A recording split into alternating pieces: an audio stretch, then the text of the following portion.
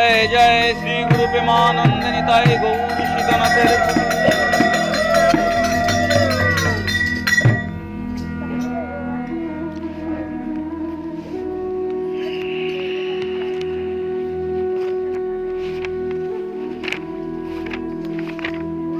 আজকে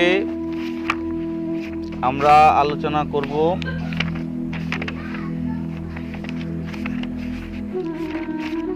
শ্রী সীতা ঠাকুরানী, বিষ্ণুপ্রিয়া দেবী ঠাকুরানী এবং রাধা রানী, এই তিনের মধ্যে সর্বাধিক বিরহ কে লাভ করেছে? তিনজন তিন অবতার, ত্রেতা যুগে রামচন্দ্র, দাপরে শ্রীকৃষ্ণ আর কলিতে স্বয়ং আমাদের বিপ্রলম্ভ শ্রীমান মহাপ্রভু গৌর হরি। বলছেন শ্রী শ্রী গৌর সুন্দরের সহধর্মিণী ছিলেন বিষ্ণুপ্রিয়া দেবী। আমরা সাধারণভাবে মহাপ্রভুর আলোচনা, নিত্যানন্দ, মাধুরিমা, রাধারানীর তত্ত্ব আংশিক শুনলেও বিষ্ণুপ্রিয়া তত্ত্ব সচরাচর শ্রবণ বলে না। কারণ সাক্ষাৎ চৈতন্য চরিতামৃত যিনি লিপিবদ্ধ করেছেন কবিরাজ গোস্বামীপাদ, কৃষ্ণদাস কবিরাজ গোস্বামীপাদও একটি জায়গায় মাত্র চৈতন্য চরিতামৃতের একটি জায়গায় মাত্র কলম দিয়েছে বিষ্ণুপ্রিয়ার নাম, তাছাড়া কোথাও বিষ্ণুপ্রিয়ার নাম উল্লেখ করেননি। এবং চৈতন্য ভাগবতে বৃন্দাবন দাস ঠাকুর কিছু কিছু জায়গায় বিষ্ণুপ্রিয়া দেবীর নাম উল্লেখ করেছেন, কিন্তু সেটা মানে তার অস্তিত্ব এতটাই নগণ্য যে তাকে কোনো মূল্যই দেয়নি, বিষ্ণুপ্রিয়া দেবীকে কোনো মূল্যই দেয়নি। সেই বিষয়ে যে কেন দেননি, গৌড়ীয় বৈষ্ণব সাহিত্যে বিষ্ণুপ্রিয়া দেবী ছিলেন উপেক্ষিতা। কৃষ্ণদাস কবি একই, মানে যে কথাটা আমি বললাম। কিন্তু কি জন্যে কেউ কেউ ধারণা করছে যে এই আশ্চর্য ঘটনা কেন ঘটল, যে বিষ্ণুপ্রিয়া দেবীর নাম, রাধারানীর নাম আমরা শ্রবণ করে থাকি, শাস্ত্রগ্রন্থকার করেছেন, কিন্তু ভাগবতও কিন্তু রাধারানীর নাম গোস্বামীপাদ উল্লেখ করেননি। কারণ উল্লেখ করতে গেলেই ওনার অষ্টসাত্ত্বিক বিকার সৃষ্টি হয়ে যেত, এই জন্যে ভাগবতও করেননি। ঠিক তেমনিভাবে বিষ্ণুপ্রিয়া দেবীকে এই জন্যে করেননি, কোনো কোনো গ্রন্থকার বলছেন যে মহাপ্রভু যখন সন্ন্যাস নিয়েছে, সন্ন্যাসী সাধু হওয়ার জন্যে তার স্ত্রীকে তিনি ত্যাগ করে গেছেন। যখন ত্যাগ করে গেছেন সম্পর্কই বিচ্ছিন্ন ঘটিয়ে গেছেন, এই জন্যে বিষ্ণুপ্রিয়া দেবীর কথা উপেক্ষিতা রেখেছেন, মানে তিনি উপেক্ষিতা এই গ্রন্থে এক দুই জায়গায় বা বিভিন্ন পরিচিতিতে তাকে উল্লেখ করেছেন। না, কোনো প্রাধান্য নেই যে রাধা কৃষ্ণ আগেই কৃষ্ণকে স্মরণ করার আগেই রাধারানীকে স্মরণ করছে, রামকে স্মরণ করার আগেই সীতারাম, সীতা নাম আগে তারপর রাম নাম, রাধা নাম আগে তারপর কৃষ্ণ নাম। কিন্তু মহাপ্রভুর নাম উল্লেখ করার সময় কখনো বিষ্ণুপ্রিয়া দেবীর নাম আগে উচ্চারণ করেনি, কোথাও এরকম উল্লেখ নেই। বলছে শ্রী বিষ্ণুপ্রিয়া দেবীর হৃদয় ভরা মানে গৌর হরি। এরপরেও যে শ্রীমান মহাপ্রভু প্রশ্ন করছে যে শ্রীমান মহাপ্রভু কি বিষ্ণুপ্রিয়াকে একেবারে ছাড়িয়া গিয়াছেন? না, তা তো যায় নাই। মানে মহাপ্রভু সন্ন্যাস নিয়ে বিষ্ণুপ্রিয়া দেবীকে কি একেবারেই ছেড়ে গেছেন? কিন্তু তা যায়নি। কেমন করে যায়নি? সন্ন্যাস নিলে তো আত্মীয় স্বজন পরিজন সবকিছুই ত্যাগ, কিন্তু বলছে যে তা যায়নি। কেমন করে যায়নি?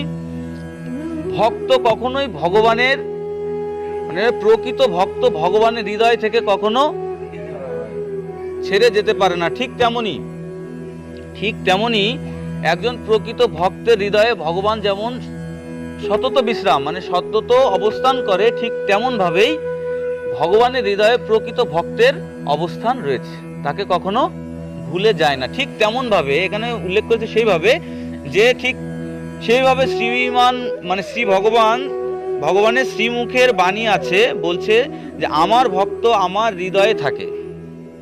নাহং তৃষ্ঠামি বৈকুণ্ঠ এগিয়ন হৃদয় না চাও মদ্ভক্ত যত্র গায়ন্তি তত্র তিষ্ঠামি হে নারদ।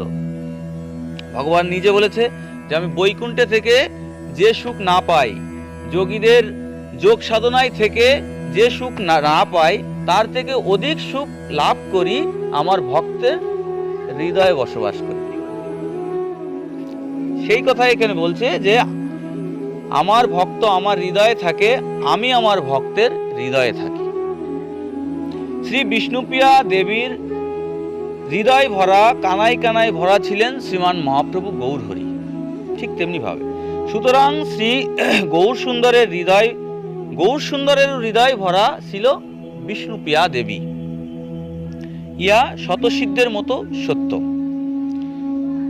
প্রত্যেক বছর গৌর হরি জগদানন্দকে দিয়ে যে বস্ত্র পাঠাইতেন মাতার জন্য, এটা মহাপ্রভু কত বছর বয়সে সন্ন্যাস নিয়েছেন?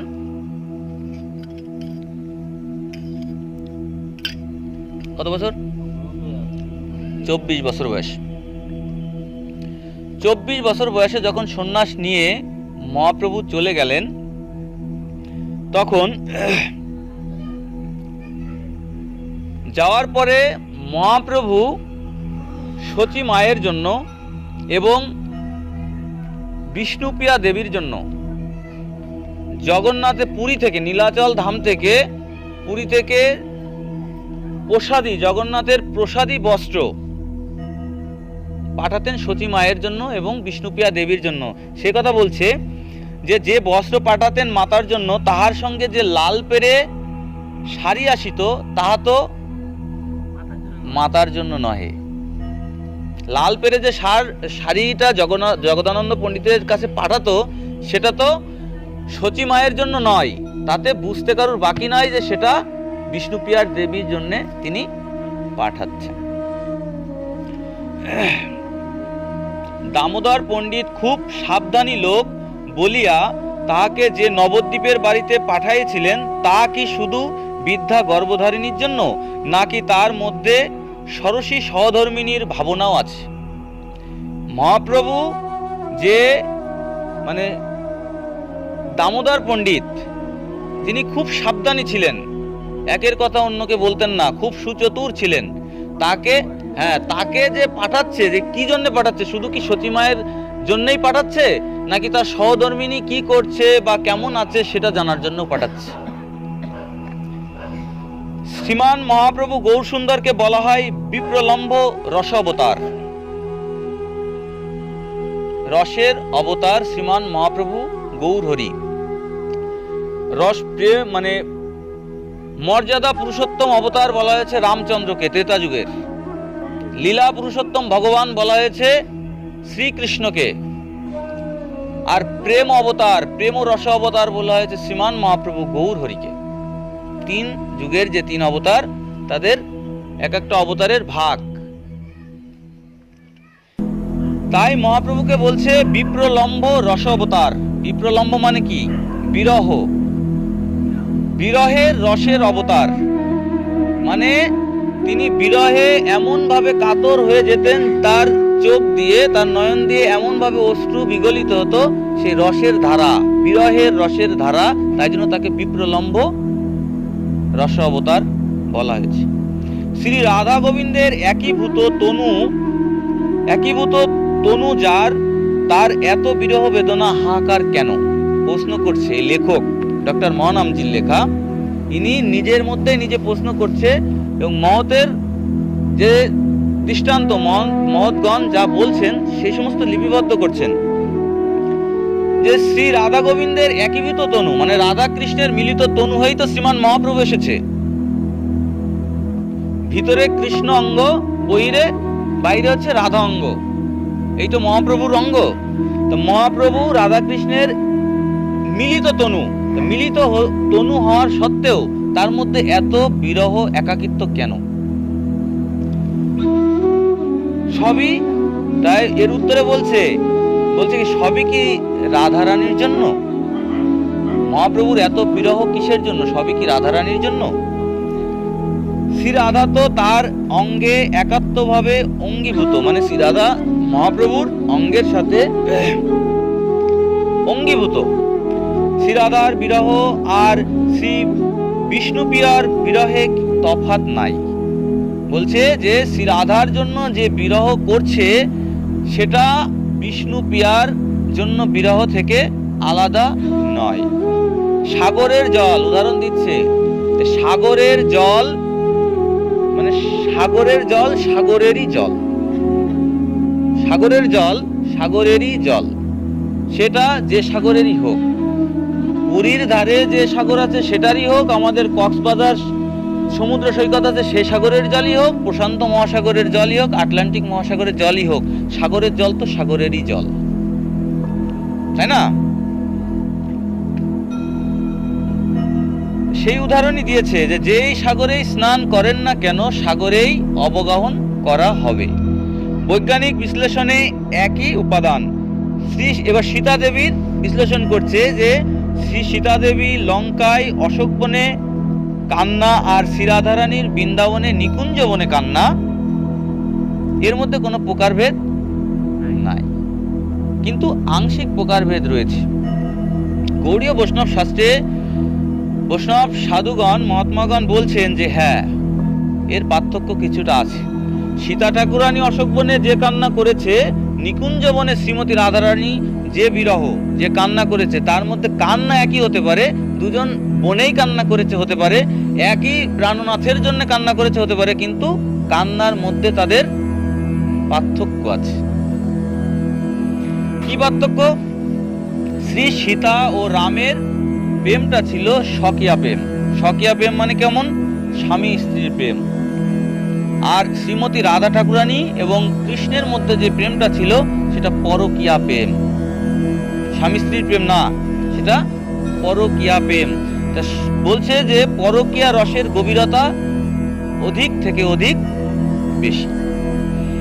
স্বকীয়া ও পরকীয়া নায়িকার ভেদ গৌড়ীয় আচার্যগণ যারা আছে তারাই শুধু করেছে, মানে যারা গৌড়ীয় সাধু, মাধ্য গৌড়ীয় সম্প্রদায়, মানে মাধবেন্দ্র পুরীপাদ থেকে, মাধবাচার্য সম্প্রদায় থেকে যেসব সাধুগণ এসেছে, অর্থাৎ মহাপ্রভুর গণ, মহাপ্রভু নিত্যানন্দ প্রভুর গণ। মাধবেন্দ্র পুরীপাদ কে? মাধবেন্দ্র পুরীপাদ কে? মহাপ্রভুর গুরুদেবের গুরুদেব। মহাপ্রভুর গুরুদেব ছিলেন কে? ঈশ্বরপুরী, ঈশ্বর পুরীপাদ। ঈশ্বর পুরীপাদের গুরুদেব ছিলেন মাধবেন্দ্র পুরীপাদ। মাধবেন্দ্র পুরীপাদকে সাক্ষাৎ গোপীনাথ নিজে ক্ষীর চুরি করে এনে খাইয়েছিলেন। নীলাচলে এর একদম রেমুনাতে আছে, পুরীতে গেলে দেখা যায়, পুরীতে যাওয়ার আগে রেমুনা বাঁধে, সেই জায়গায় একটা কুটির আছে, সেখানে বসে মাধবেন্দ্র পুরীপাদ বসে ভজন করতেন। ক্ষীর খাওয়ার লোভ হয়েছিল মাধবেন্দ্র পুরীপাদের। তো ভক্তের জন্য ভগবান সর্বদাই উৎকণ্ঠিত থাকে, শুদ্ধ ভক্তের চাওয়া ভগবান কখনো অপূর্ণ রাখে না। তাই জন্য এখনো দৃষ্টান্ত আছে, মানে মাধবেন্দ্র পুরীপাদ গাছতলায় বসে জপ করছে, মানে সুন্দর ছবি ওখানে পাঠ করা। আর গোপীনাথ অর্থাৎ কৃষ্ণর আর এক নাম গোপীনাথ, উনি ক্ষীর চুরি করে নিয়ে যে দণ্ডায়মান হয়ে একটা বালক রূপে যে মাধবেন্দ্র পুরীপাদকে দিচ্ছে। এখনো পর্যন্ত প্রচলিত ওই ঠিলেই করে, এতটুকু ছোট ছোট ঠিলেই করে ক্ষীর, প্রতিনিয়ত ক্ষীর করে গোপীনাথকে সেবা দেয়। এখনো পর্যন্ত প্রতিদিন, একদিনও মিস হবে না, একদম প্রতিদিন ক্ষীর চোরা গোপীনাথ নামই হয়েছে, গোপীনাথের নামই হয়েছে ক্ষীর চোরা গোপীনাথ। গোপীনাথকে ওই ক্ষীর সেবা দেওয়া ছাড়া সেবা অপূর্ণ।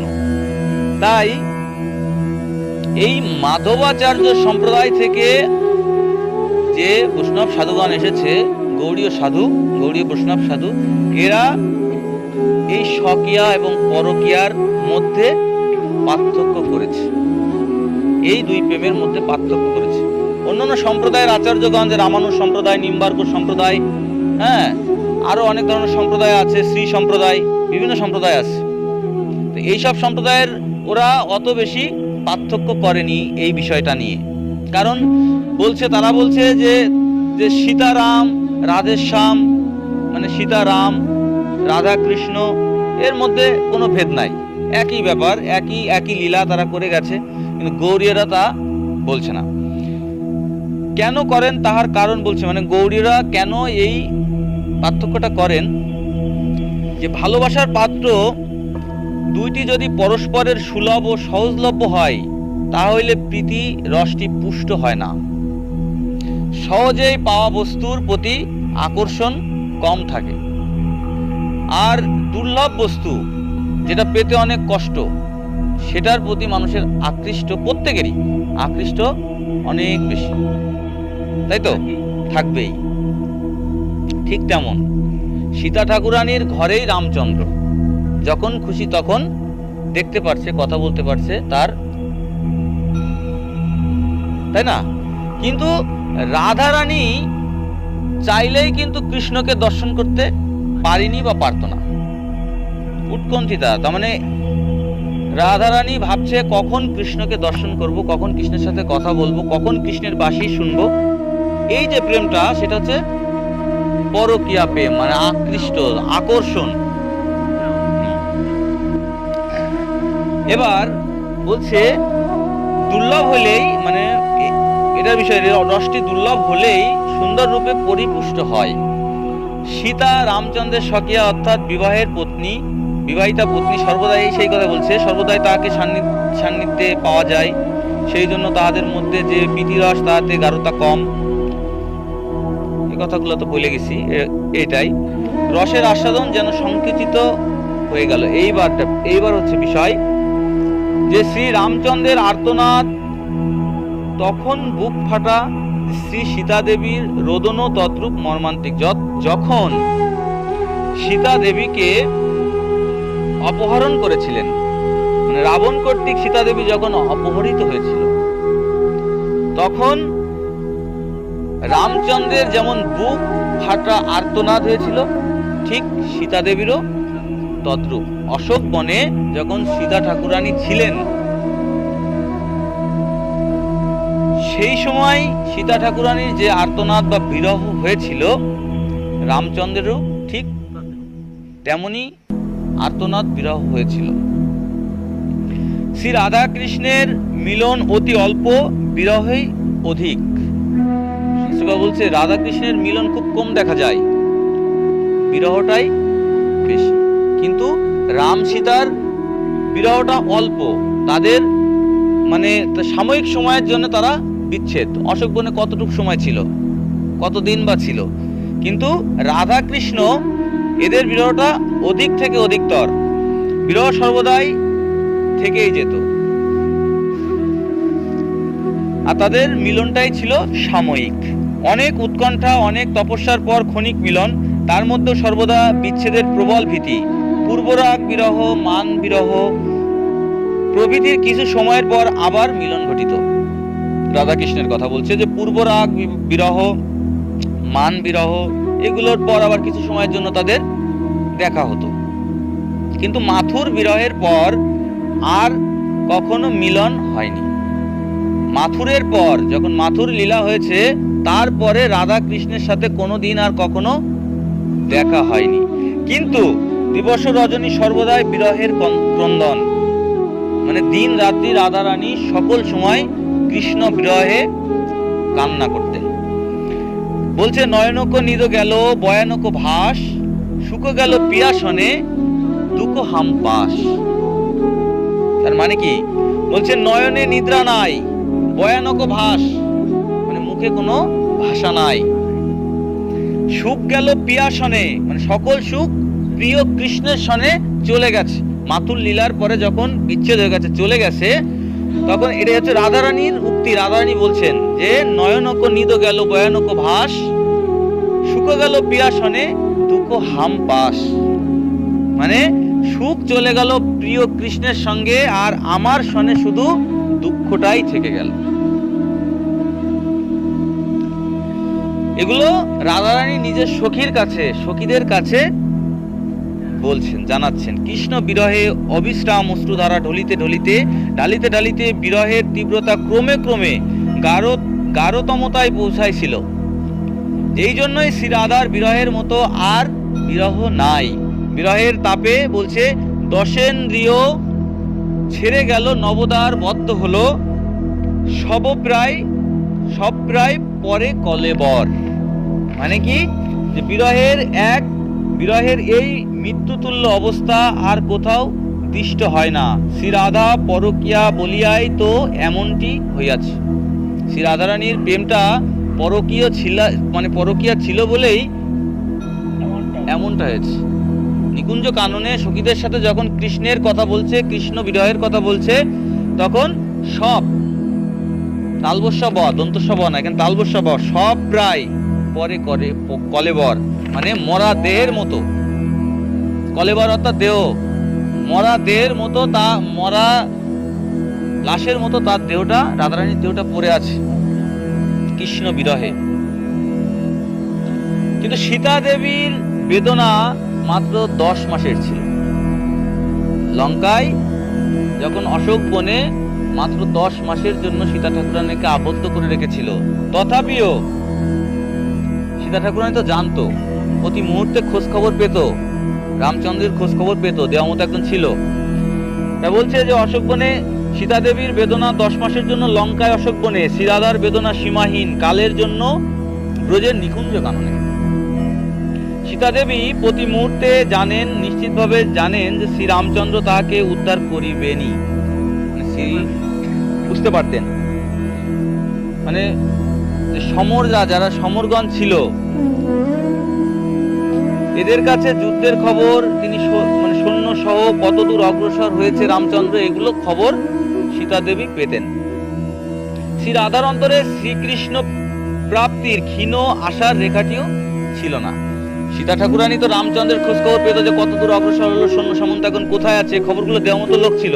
কিন্তু রাধারানীর অন্তরে কৃষ্ণ প্রাপ্তি হবে, আমার কৃষ্ণকে কোনোদিন এক পলকের জন্য দেখতে পারবো, সেই আশা ছিল না। এই জন্য রাধা কৃষ্ণের প্রীতিরসের এত গভীরতা, এত চমৎকারিতা। এই হলো যে গৌড়ীয় আচার্য পদের কথা, মানে গৌড়ীয় আচার্যগণ এই বিরহ দুটাকে এইভাবে পার্থক্য করেছে, যে সীতা ঠাকুরানীর বিরহ আর রাধারানীর বিরহ। ওই কথা অতি সুন্দর, প্রাণ স্পর্শী সত্য। শ্রী রাধার বিরহই প্রকৃত বিরহ পদবাচ্য। জীবন ভরিয়া হাহাকার, হা কৃষ্ণ বলেই রাধারানী সারা জীবনটা পার করেছে বলিয়া অসহনীয় তীব্রতম বেদনার প্রগাঢ়তম অনুভূতি। এখানে বিরহ কথাটি মূর্তি ধরিয়াছে। যে বিরহ কথাটা বলছে, এটা তো মূর্তি ধরে গেছে। মূর্তি অর্থাৎ বিগ্রহ। বিগ্রহই শ্রীমতী রাধারানী মূর্তি রূপ ধারণ করে গেছে। বিরহটা, রাধার বিরহ বললে, বিরহটা ডাইরেক্টলি একটা বিগ্রহ স্বরূপ দণ্ডমান হয়ে গেছে। বিরহের কথা বললে রাধারানীকে বোঝানো হয়ে যাচ্ছে, রাধারানী বিরহের মূর্তিমন্ত বিগ্রহ।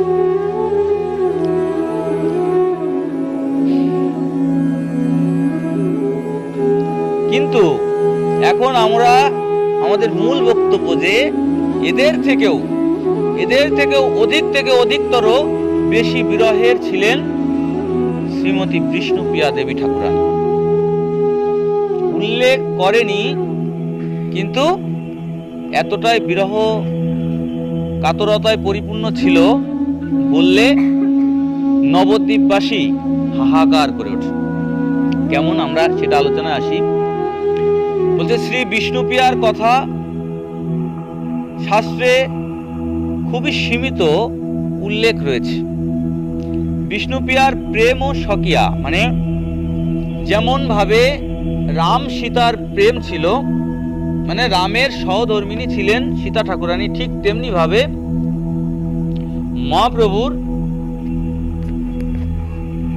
মহাপ্রভুর সহধর্মিণী বিষ্ণুপ্রিয়া দেবী ঠাকুরানী।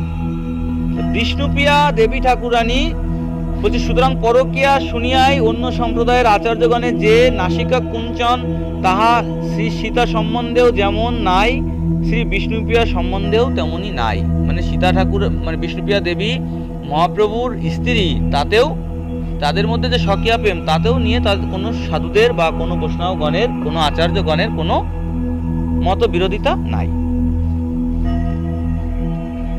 বলছেন শ্রী সীতা দেবীর প্রেম স্বকীয়া বলিয়া তাহারা রাম প্রেম, শ্রী রাধার কৃষ্ণ প্রেম অপেক্ষা গভীরতায় উন, গাঢ়তায় নুন। মানে কি বললেন? কথাটা বিরাট গুরুত্বপূর্ণ, যে শ্রী সীতা দেবীর প্রেম স্বকীয়া বলিয়া তাহারা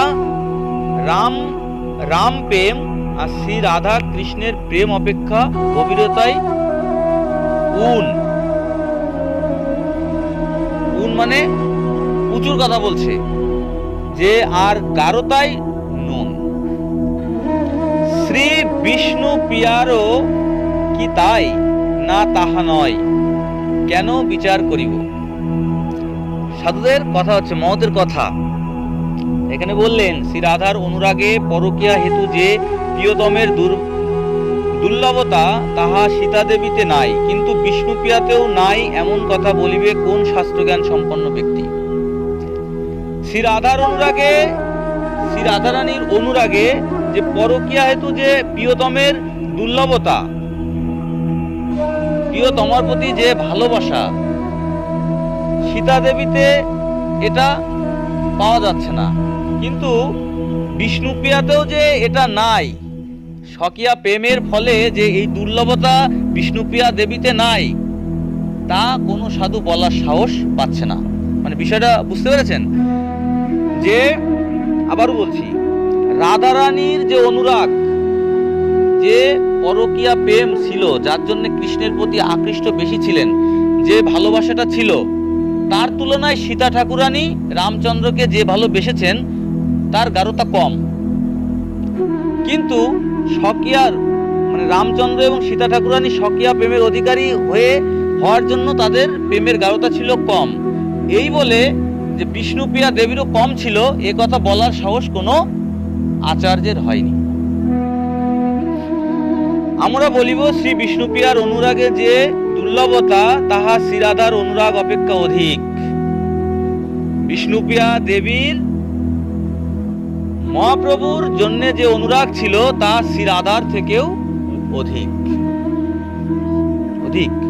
পূর্ণচন্দ্র অতি সমুজ্জ্বল, যতক্ষণ সূর্যের কিরণ রেখা পৃথিবীকে স্পর্শ না করে, ঠিক ততটাই। শ্রীকৃষ্ণ মথুরায় আছেন, শ্রী রাধা তাহার কাছে ছুটিয়া যাইবার অধিকার নাই, যে অধিকার আছে শ্রী সীতার। শ্রী বিষ্ণুপ্রিয়ারও শ্রী গৌরাঙ্গের কাছে যাইবার অধিকার নাই, শ্রী রাধার নাই, কারণ তিনি বিবাহিত পত্নী নহেন। মানে রাধারানী কৃষ্ণের বিবাহিত ছিলেন না, এজন্য সচরাচর তার কাছে ছুটে যাওয়ার অধিকার ছিল না। শ্রী বিষ্ণুপ্রিয়ার নাই, কারণ তাহার প্রতি কঠোর সন্ন্যাসী ছিলেন।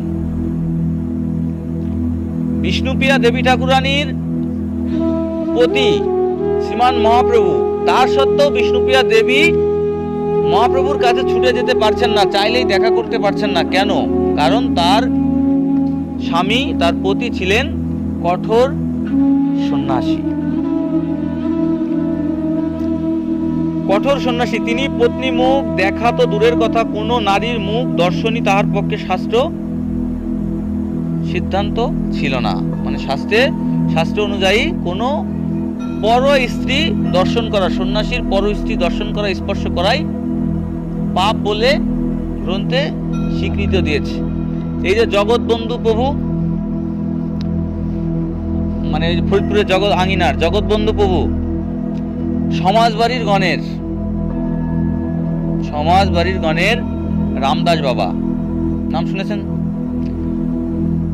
এই রামদাস বাবার সাথে জগৎবন্ধু প্রভুর মানে অন্তরঙ্গ সম্পর্ক ছিল। নবদ্বীপে সুরধনির পাশে দিয়ে যখন দুজন একসাথে হেঁটে যেত, তখন অন্তরঙ্গ সঙ্গ করেছেন তারা। নিশিতেই বেশি মানে বাবাজি মহারাজ আর জগৎবন্ধু প্রভু দুজন নিশি রাত্রে, অধিক সময় নিশি রাত্রে দুজন মানে সাধু মহত্ত নিরিবিড়ি একাকিত্ব ভজন সাধনের কথাগুলো দুজন সুরধনির পাশ দিয়ে হেঁটে হেঁটে যেতেন আর এই কথাবার্তাগুলো বলতেন। একদিন জগৎবন্ধু প্রভুর উত্তরীয়টা সবসময় এরকম ঘুমটা দিয়া থাকতো, ঘুমটা দিয়ে পড়তো, এই জন্য অনেকেই নবদ্বীপে ঘুমুরি বাবা বলে ডাকতো, ঘুমুরি বাবা। এত জ্যোতির্ময় ছিল যে ওনার ভাগ দিয়ে রাত্রেবেলা মনে হতো জ্যোতি বেরোচ্ছে, জ্যোৎস্না ফলিত হচ্ছে, এতটা সুদর্শন ছিল, এতটা জ্যোতি বেরোতো জগৎবন্ধু প্রভুর শরীর দিয়ে। উল্লেখ আছে ডক্টর মহানামজি যে সমস্ত সুন্দর সুন্দর ওনার দৃষ্টান্ত দিয়েছে, তা যখন যাচ্ছে উত্তরীয়টা যেতে যেতে এক মাতাজির শরীরের সাথে স্পর্শ হয়েছে, বাতাসে যাচ্ছে যেতে যেতে এরকম উত্তরীয়টা লেগেছে। তা বাবাজি মহারাজের কাছে বলছে যে আমার শরীর জ্বলে যাচ্ছে, আমার অঙ্গ জ্বলে যাচ্ছে, পুড়ে যাচ্ছে, আমাকে মানে খুব জলদি আমাকে শীঘ্রই সুরধনিতে স্নান করাও, গঙ্গায় স্নান করাও, আমার শরীর পুড়ে যাচ্ছে। কি হয়েছে তখন রামদাস বাবা দেখছে কি যে পাশ দিয়েই একটা রমণী হেঁটে যাচ্ছে, উনি বুঝতে পেরেছে যে জগৎবন্ধু প্রভুর কোনোভাবে না কোনোভাবে স্পর্শ হয়েছে। এরকম সন্ন্যাসী সাধুদের, প্রকৃত সন্ন্যাসী সাধুরা কখনো দেখবেন, অনেক সন্ন্যাসী সাধুরা আছে কোনো মায়েদেরকে পায়ে হাতে প্রণাম করতে দেয় না, স্পর্শ করতে দেয় না, দূর থেকে করো, নিষেধ আছে, শাস্ত্রে ডাইরেক্ট নিষেধ করা। এই জন্য বিষ্ণুপ্রিয়া দেবীর পতি হওয়ার সত্ত্বেও বিষ্ণুপ্রিয়া দেবী কখনো এই অধিকার সন্ন্যাস নেওয়ার পরে আর সে সাহস পায়নি, কারণ শাস্ত্রের সিদ্ধান্তের বাইরে বিষ্ণুপ্রিয়া দেবী কখনো যায়নি। যেমন আমি সংক্ষেপে করে যাচ্ছি, কারণ এরকম আলোচনা করলে শেষ হবে না। বিষ্ণুপ্রিয়া দেবী যেমন ভাবে নিজে অধিকার দেখাননি মহাপ্রভুকে দর্শন করতে যাওয়ার, রাধারানী কিন্তু চাইলেই পারতেন। রাধারানী যদি কৃষ্ণকে দর্শন করতে যেতেন, না হয় সমাজ হাসত যে মানে পরপুরুষ, তাই তো? কৃষ্ণ তো নিজের মানে স্বামী ছিলেন না, ছিল না, রাধারানী নিজের স্বামী তো আর না। যদি কৃষ্ণকে দর্শন করতে যেত, কৃষ্ণের সাথে কথা বলতে যেত, তাহলে হয়তো সমাজের লোক হাসতো, তাতে কি হতো? রাধারানীর উক্তি যে তাতে কি হতো। কিন্তু বিষ্ণুপ্রিয়া দেবী কোনোভাবেই মহাপ্রভুকে দর্শন করতে যাওয়া হতো না, কোনোভাবে যাওয়া হতো না। যেমন মহাপ্রভুকে দর্শন করতে যায়নি, সন্ন্যাস নেওয়ার পরে বিষ্ণুপ্রিয়া দেবী কোনোদিন আর ঘর থেকে বের হয়নি। বিষ্ণুপ্রিয়া দেবীর মুখ কখনো কোনো পরপুরুষ আর কোনোদিন দর্শন করতে পারেনি। বিষ্ণুপ্রিয়া দেবীকে আমি একটু পড়েই চলে যাই, তাহলে অনেক কিছু জানা যাবে। তা হোক, অল্প একটু হয়ে যাক, কীর্তন আর করবো না, আলোচনাটুকু শেষ করি। বিষ্ণুপ্রিয়া জানেন যে সুদৃঢ়ভাবেই জানেন যে প্রাণের গৌর হরি আর কোনোদিন কখনো আসবেন না, কখনোই আসবেন না, তাকে দেখাও দিবেন না। প্রাণকে ধরিয়া রাখার মতো একটি তৃণও নাই বিরহ দুঃখ সমুদ্রের মধ্যে। মানে বিষ্ণুপ্রিয়া দেবীর যে বিরহ সমুদ্রে পড়েছে, তাকে বাঁচিয়ে রাখার মতো মানে একটা খড়কুটো, সেটা পর্যন্ত তিনি বিষ্ণুপ্রিয়া দেবী কখনো দেখতে পারেননি। সেই মহাসমুদ্রে, বিরহ সমুদ্রে সর্বদাই হাবুডুবু খাইতে হবে, তিনি বিষ্ণুপ্রিয়া দেবী জানতেন। কোনো কিছু ধরে বাঁচবার সম্বল বিষ্ণুপ্রিয়া দেবীর নাই। শ্রী রাধা জানেন শ্রীকৃষ্ণ মথুরায় বা দ্বারকায় আছেন, রাজ ঐশ্বর্যেই আছেন, সেদিকে কোনো দুঃখ কষ্ট নাই। শ্রী বিষ্ণুপ্রিয়া জানেন না গৌরহরি কোথায় আছেন। রাধারানী তো জানছেন যে রাজেশ্বর শ্রীকৃষ্ণ মথুরায় অবস্থান করছেন, দ্বারকায়, যে কোনো জায়গায় আছে, আর খুব ভালোই আছে। কিন্তু বিষ্ণুপ্রিয়া দেবী যখন মহাপ্রভু সন্ন্যাস নিয়ে ত্যাগ করে চলে গেছেন, তারপরে কোনোদিন আর জানতে পারেনি মহাপ্রভু কোথায় আছে, মহাপ্রভু কি করছে, কেমন আছে, কি খাচ্ছে, জানার কোনো নাই। দক্ষিণ দেশে গিয়া অচেনা অজানা দেশ, সঙ্গে সাথী সঙ্গী দরদি কেহই নাই। মানে মহাপ্রভুর সাথে তার দরদি কেউ নাই, সাথী সঙ্গী কেউ নাই। শ্রী বিষ্ণুপ্রিয়া শুনিয়াছেন প্রাণের গৌরহরি ঝাড়খণ্ডের গভীর অরণ্যের মধ্যে চলিয়াছেন বৃন্দাবনের দিকে। মানে ঝাড়খণ্ডের যে জঙ্গল, এই ঝাড়খণ্ডের জঙ্গলের মধ্যে দিনের বেলায় বাঘের হুঙ্কার গর্জন শোনা যেত সেই সময়। আজ থেকে 550 বছর আগের কথা। 550 বছর আগে ঝাড়খণ্ডের ইতিহাসে দেওয়া আছে যে সেই সময় দিনের বেলায় বাঘের হুঙ্কার শোনা যেত, কেউ যেত না। কোথায় কিভাবে পথ চলিতেছেন, আহার নিদ্রা হইতেছে কিনা কিছুই জানেন না। প্রিয় সুখে আছে এই চিন্তা বিরহ দুঃখকে অনেকটা লাঘব করে। শ্রীরাধা সেই লাঘবতাটুকু আছে, মানে শ্রীরাধা এতটুকু ভেবে আশ্বস্ত হন যে আমার কৃষ্ণচন্দ্র ভালো আছেন। শ্রী বিষ্ণুপ্রিয়ার তাহা বিন্দুমাত্র নাই, কিন্তু এটা বিষ্ণুপ্রিয়ার মধ্যে বিন্দুমাত্র ছিল না। প্রিয়ের অজ্ঞাত অবস্থা বিরহ বেদনাকে তীব্রতর করে।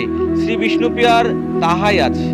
যখন তিনি জানেন পুরীতেই আছেন, তখনও শুনেন সুখে স্বাচ্ছন্দ্যে আর নিদ্রা করেন না। পুরীতে যখন মহাপ্রভু অবস্থান করছেন, গম্ভীরা লীলা, গম্ভীরা নাথ বলা হয়েছে মহাপ্রভুকে। গম্ভীরা মন্দিরে গেলে মহাপ্রভুর একটা সুন্দর বিগ্রহ আছে, যে কক্ষে মানে কতটুকু, সে কক্ষটা সর্বোচ্চ হলেও এতটুকু উঁচু হবে, মাটি থেকে এতটুকু উঁচু, এতটুক 3 পাশে দেওয়াল দেওয়া, সামনে ছোট একটা বেরোনোর মতো রাস্তা ছিল। এখনো প্রদীপ জ্বলে, এখনো একভাবে প্রদীপ জ্বালিয়ে রাখে সেই ঘরটায়। মহাপ্রভু, ওটা হচ্ছে গম্ভীরা।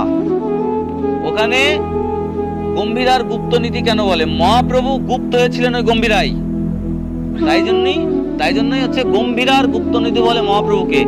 যখন মহাপ্রভু ওই গম্ভীরাতে অবস্থান করেছিলেন, লুকায়িত করেছিলেন নিজেকে, কেউ জানতো না যে মহাপ্রভু কোথায় আছে। মহাপ্রভু আহার নিদ্রা সবকিছু ছেড়ে দিয়েছিল, এত কষ্টে জীবনযাপন করত। তাই বলছে যে জগদানন্দ শ্রীঅঙ্গে, মানে পুরীতে কি খাবে, কি পরবে, কোথায় আছে, এই জন্য জগদানন্দ পণ্ডিতজি মহাপ্রভুর অতি প্রিয় পার্শ্বদ ছিলেন। তিনি এই আমাদের বঙ্গ থেকে সুন্দর তেল, সুখে স্বাচ্ছন্দ্য থাকার জন্য সুন্দর তুলার বালিশ, লেপ, এগুলো মহাপ্রভুর জন্য নিয়ে গিয়েছিলেন। মহাপ্রভু নিয়ে গেছিলেন জন্য এই তেলের, সুগন্ধি তেল শ্রীঅঙ্গে মাখবে, মাথায় মাখবে, এই জন্য নিয়ে গেছিলেন। তা অনেক রাগ বাগ করেছিল মহাপ্রভু। জগদানন্দ পণ্ডিতজি তখন এই রাগ দেখে, মানে খুব সাক্ষ্য ভাব ছিল, এই রাগ বাগ দেখে মহাপ্রভু এত রাগ করছে জন্য তিনি নিজে রাগ করে ওই তেলের ভাণ্ডটি ভেঙে ফেলেছিলেন। তা বলছে তাহলে তো তুমি এই সুন্দর তুলার বালিশ, তুলার লেপও তো তুমি তাহলে ব্যবহার করবে না। মহাপ্রভুকে ওই বালিশের মধ্যে থেকে তুলা বের করে, কলা গাছের যে আছে না পাতা শুকনো, সেই পাতা ভরে বালিশ আর ওই লেপ মহাপ্রভু ব্যবহার করেছিল, এভাবে জীবনযাপন করেছে। আচ্ছা, যাই হোক, এভাবে গেল। বিষ্ণুপ্রিয়া দেবী এর থেকে কঠিন ভাবে জীবনযাপন করেছে। আরো আছে, অনেক আছে, আমি সংক্ষেপে আলোচনা করে দিচ্ছি। বিষ্ণুপ্রিয়া দেবী এর থেকে কঠিন ভাবে জীবনযাপন করেছেন এইভাবে যে মহাপ্রভু যেমন, মহাপ্রভুর সাথে কথা বলার জন্য তো 2-1 মানুষ ছিল। গোবিন্দ দাস পদ সম্ভাষণ করতেন মহাপ্রভু, তাই তো? গোবিন্দ দাসও করে পদ সম্ভাষণ, কীর্তন আছে না? সবসময়ের জন্য মহাপ্রভুর শ্রীচরণ সেবা করতেন গোবিন্দ দাসের সাথেও মহাপ্রভু ওই চরণ সেবা যখন করছে, গোবিন্দ দাস মাঝে মধ্যে 2-1 কথা বলতেন। কথা বলার লোক আছে, জগদানন্দ পণ্ডিতের সাথে বলতেন, মুকুন্দ দত্তের সাথে বলতেন। এমন কিছু মহাপ্রভুর পার্শ্বদগণ যারা ছিলেন আশপাশে, তাদের সাথে তিনি কথা বলতেন। কিন্তু বিষ্ণুপ্রিয়া দেবীর সাথে কথা বলার মতো কেউ ছিল না। একজন ব্যক্তিও বিষ্ণুপ্রিয়া দেবীর সাথে কথা বলার জন্য, সঙ্গ দেওয়ার জন্য ছিলেন না। 2 ঘড়া করে জল প্রতিনিয়ত বিষ্ণুপ্রিয়ার ঘরে দিতে আসতেন একজন মহিলা, এক দাসী। 2 ঘড়া প্রতিনিয়ত বাধা ধরা 2 ঘড়া করে জল বিষ্ণুপ্রিয়া দেবীর ঘরে এসে দিয়ে যেতেন। কিন্তু কোনোদিন বিষ্ণুপ্রিয়া দেবী ওই স্ত্রী লোকের সাথেও একটাবার কথা বলেন, একটাবার কোনোদিন কথা বলেনি। আহার ছিল কেমন? বিষ্ণুপ্রিয়া দেবী সারাদিন 16 নাম 32 অক্ষর হরে কৃষ্ণ মহামন্ত্র, হরে কৃষ্ণ কৃষ্ণ কৃষ্ণ হরে হরে, হরে রাম রাম রাম হরে হরে উচ্চারণ করছে, মহাপ্রভুকে স্মরণ করছে। একটা করে চাউল, আতপ তন্ডুল বলা হয়েছে, আতপ তন্ডুল মানে আতপ চাল, এই আতপ চাল একবার করে মহামন্ত্র উচ্চারণ করছে, একটা চাল সরিয়ে রাখছে। দিন অবসানে মানে সকাল থেকে শুরু করে মানে যতক্ষণ পর্যন্ত সে 16 নাম 32 অক্ষর, আমরা যেমন মালা সংখ্যা মালা করি না, হরে কৃষ্ণ কৃষ্ণ কৃষ্ণ হরে হরে, হরে রাম রাম রাম হরে হরে আমরা বলছি, বরাবর একটা কোটি সরিয়ে আর একটা কোটি ধরছি। ঠিক সেরকম বিষ্ণুপ্রিয়া দেবী একটা চাল ধরে মহামন্ত্র করে সরায় রাখতো, আর একটা চাল ধরে মহামন্ত্র করতো, সরাতো। দিন অবসানে গভীর রাত্রে ওই চালগুলো সিদ্ধ করে মহাপ্রভুকে নিবেদন করে সেই প্রসাদ আহরণ করত। অবশ্যই। আরে আমি তো বুঝি না, এটা তো বুঝছেন। বিষ্ণুপ্রিয়া দেবী তাহলে কিভাবে জীবন যাপন করেছে, মহাপ্রভুর প্রতি তার কি বিরহ ছিল। সীতা ঠাকুরানীর বিরহ, মানে রাধারানীর বিরহ, আর বিষ্ণুপ্রিয়া দেবীর বিরহ একরকম নয়। বিষ্ণুপ্রিয়া দেবী আমাদের বঙ্গীয় নারীর কিভাবে চলতে হবে, প্রতিভক্তি কাকে বলে, তার উজ্জ্বল নক্ষত্র দেখিয়ে গেছেন। জীবনে কোনোদিন আর পরপুরুষের মুখ চোখে দেখেনি, বিষ্ণুপ্রিয়া দেবীর মুখ কোনোদিন আর কেউ দেখতে পায়নি, এমন ভাবে জীবনযাপন করতেন। যাই হোক, আজকের আলোচনা দীর্ঘায়িত না, আলোচনা এখানেই বিশ্রাম। কিন্তু নবদ্বীপবাসীর যেটা কি করেন, নবদ্বীপবাসীর মহাপ্রভু নেই তা না। মহাপ্রভু সন্ন্যাস নিয়ে যে পুরীতে চলে গেছে, মহাপ্রভু যে সাক্ষাৎ সচল জগন্নাথ, নিজে সচল জগন্নাথ, অচল দর্শনকে চলে গেছে। অচল দর্শন করতে প্রতিনিয়ত পুরীর মন্দিরে দর্শন করতে যেতেন মহাপ্রভু। কিন্তু নবদ্বীপ ছেড়ে যে চলে গেছে তা না। এরপরে বিষ্ণুপ্রিয়া দেবী যেই নিম গাছের তলায় মহাপ্রভু হয়েছিলেন, এখন যে নবদ্বীপে যে নিম গাছটা রয়েছে, যে জগন্নাথ মিশ্রের বাড়ি বলা হয়, মিশ্রের বাড়ি, যে নিম গাছটা আছে এই নিম গাছটা সেই নিম গাছটা নয়, এটা পরে লাগানো। জানেন এটা? যে নিম গাছটা ছিল, যে নিম গাছের নিচেই মহাপ্রভু জন্মগ্রহণ করেছিল, সেই নিম গাছটা দিয়ে ধামেশ্বর মহাপ্রভু বানানো, যেটা বিষ্ণুপ্রিয়া দেবীকে সচিমা আদেশ করেছিল, তুমি ওই নিম গাছটা দিয়ে তোমার প্রাণ পতির বিগ্রহ তুমি নিজে তৈরি করে নাও, বানিয়ে দিয়েছিল। ওই বিগ্রহ সচিমা নিজে সেবা করতেন। ওটা কিন্তু জগন্নাথ মিশ্রের বাড়ি নেই। কোথায় আছে জানেন? ধামেশ্বর মহাপ্রভু কোথায়? ধামেশ্বর মহাপ্রভু কারা সেবা করে? ধামেশ্বর মহাপ্রভু ওই যে এরকম হাত এরকম করে থাকে, তাই না? সোনার গৌরাঙ্গ মন্দির ছেড়ে টেড়ে ওই যে ভিতরের দিকে ধামেশ্বর মহাপ্রভু। ধামেশ্বর মহাপ্রভুর সেবার দায়িত্ব সচিমা করেছে। সচিমায়ের যে পিতার আলয়, মা বাবার গণ, তারাই এখনো পর্যন্ত সেবা করে আসছে। সেই গণে এখনো পর্যন্ত তারাই সেবা করে আসছে। শ্বশুর বাড়ির গণ কিন্তু সেবা করে না। যে মানে মহাপ্রভুর বিগ্রহ তৈরি করেছে জন্য মহাপ্রভুর যারা আলাপালা আছে, মহাপ্রভুর বংশধর আছে, এই যে আমাদের শ্রী অট্টে আছে, বুঝতে পারছেন? এনারা কিন্তু সেবা করার অধিকার নেই ধামেশ্বরের। ধামেশ্বরের সেবা করার অধিকার বিষ্ণুপ্রিয়া দেবীর ছিল। বিষ্ণুপ্রিয়া দেবী তার বাবার বাড়ির বংশধরকে সেবার অধিকার দিয়ে গেছে, তারাই সেবা করে। তাই জন্য মহাপ্রভু নবদ্বীপ ছেড়েই সন্ন্যাস নিয়ে একেবারে চলে যাননি। এখনো পর্যন্ত গৌর পূর্ণিমার দিন মহাপ্রভু ওই বিগ্রহের মধ্যে অবস্থান করেন, আসেন। এখনো পর্যন্ত অনেকবার দেখা গেছে, অনেকবার। এই জন্যে ওই দিন সবাই মানে একই কীর্তন, শুধু মানে যে হোলি লীলাটা হয় গৌর পূর্ণিমায়, হোলিকা দহন, মহাপ্রভুর জন্য ওই দিন মানে কীর্তন করে সবাই, হুঙ্কার দেয় যে জয় সচিনন্দন জয় গৌর হরি, বিষ্ণুপ্রিয়ার প্রাণনাথ নদিয়া বিহারী। বিষ্ণুপ্রিয়ার প্রাণনাথ শ্রীমান মহাপ্রভু গৌর হরি, এটা নবদ্বীপেরই প্রাণধন।